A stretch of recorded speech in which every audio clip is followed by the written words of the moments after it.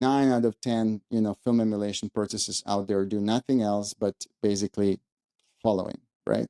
What happens is this: we expose or we shoot, a gray card, mid-gray card, and then we, scan that piece of film with a usually only negative, usually only print, right?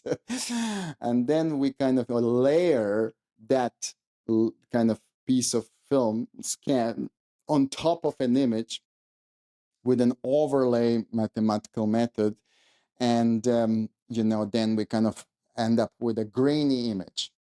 Okay, and it, look, it, yes, I've used it for years just because it was a fix. It was no other way how to do it. If I wish we had the knowledge and technology how to do it back then, I would have used it. And I really like, actually, I have to tell you honestly, there is actually plugins out there that claim to be thousands of dollars and stuff like this, that are doing nothing else than this, right? So they make it a little bit more sophisticated, but they all have that significant problem, is that they start with a film scan. And let's kind of now understand why this is a flawed problem, why this is not the right way how to do it.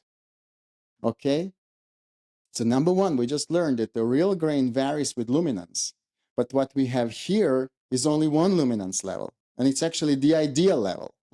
Yeah, mid-gray is perfectly in exposed film. So you only see one type of grain. There is no variation between highlight and shadow. You don't really see that. Okay, so it's only one exposure level. You need to really see what happens in shadows and in highlight. You need to see all those levels to really be able to say, oh, this is what film grain, behave. So it's really violating the fundamental physics of what's happening with the grain. It's giving you just a very narrow view of what grain might look like. Okay? So it's wrong. It's wrong to just sample mid-gray, because you are going to end up with a, same grain no matter how your source image is exposed. Because you take that grain with the same texture, you put it on your image, and your image could be underexposed and overexposed, but yet that grain texture that's going to be sitting on top of it, it's always going to be the same. It's not going to change based on the exposure. Okay? What is correct? It's correct that on a low level, you would need to see different grain, which is probably going to be bigger in size. It is bigger in size. And in highlight, you need to see finer grain with higher density. That higher density is also very important because it's part of that highlights roll-off. So basically, like, it's flawed. It doesn't, I suppose, you all get it, that it just, it's not correct. There is another major issue with this. Okay. Again, maybe this is another thing why I'm really excited, that I started this series, because, I personally have spent a lot of time researching the whole concept of spatial frequency. Okay, this is something we didn't even realize it's there a lot, at least talking from my own kind of angle. And then once we have started using AI image analysis, we stumbled across this kind of incredible amount of information that's inside film scans that is living in that kind of spatial frequency domain. Okay, so what happens when you scan a piece of film? You end up with a fixed frequency content regardless of image density. Why is that? Well, this is just the reality that you have a fixed grid, right, of photosites of exactly the same size, that based on the Nyquist theory are all going to sample exactly the same spatial frequency. Okay?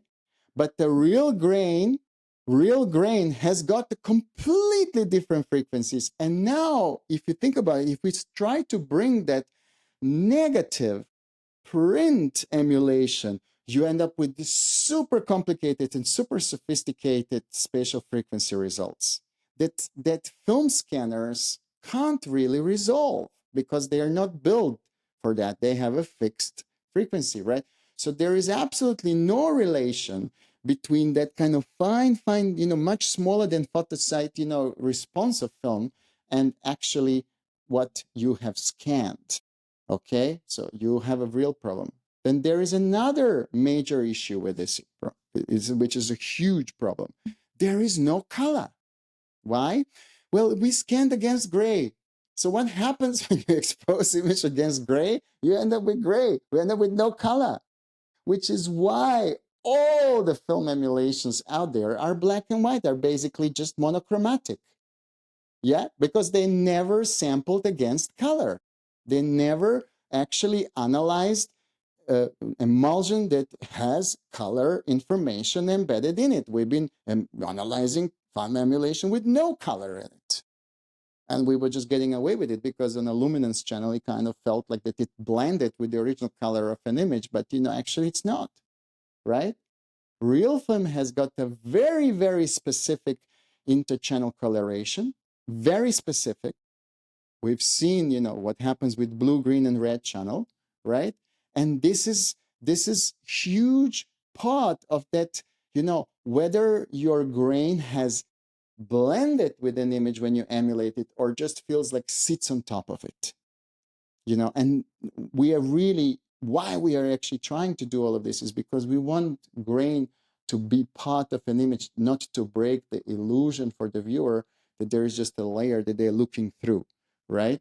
Okay, there is another issue, which is basically that this method of work that we're using right now of scanning film is very much resolution dependent.